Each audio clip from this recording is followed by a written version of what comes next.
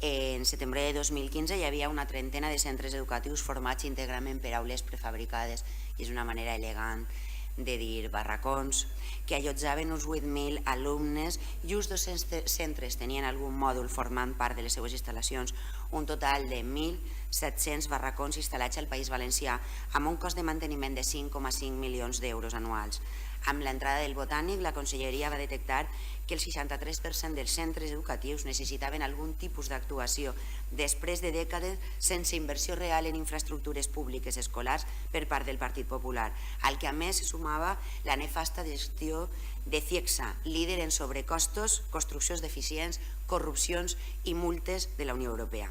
En octubre de 2017 es presentava el Pla Edificant com un pla de xoc contra els barracons que preveia una inversió superior a 700 milions d'euros per la construcció de més de 200 col·legis, instituts i la reforma d'altres 500. Un canvi de paradigma en l'habitual manera de treballar del govern valencià que establia una aliança entre la Generalitat i els ajuntaments per agilitzar els tràmits que permeteren la posada en marxa de noves infraestructures educatives.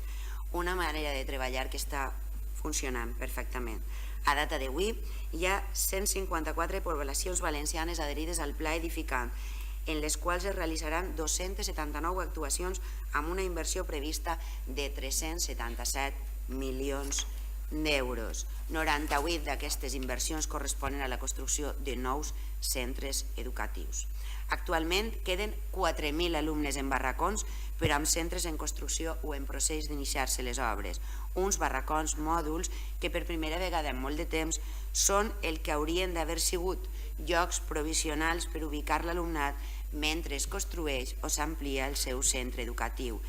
No ens oblidem que hi ha un gran nombre d'alumnes que han passat tota la seva escolarització en infantil i primària, 9 anys, en mòduls prefabricats. Una imatge que més bé correspon a altres escenaris i a altres realitats. Afortunadament, l'objectiu marcat per la Conselleria del conseller Marsà no era cap quimera i el temps i el treball ben planificat ens ha mostrat que és una realitat i que és possible. A Xàtiva som un clar exemple en les contínues adhesions de centres educatius que hem fet al Pla Edificant, però amb l'aprovació d'avui i amb aquest futur immediat que és la construcció del centre escolar del Pla de la Mesquita, crec que cobrim un deute que teníem a la ciutadania d'esta ciutat. Teníem un deute importantíssim al qual es va negar l'antic govern de manera reiterada, que era la nova construcció del centre d'educació especial Pla de la Mesquita. Este centre que es troba en unes condicions lamentables que tots coneguem i que suposarà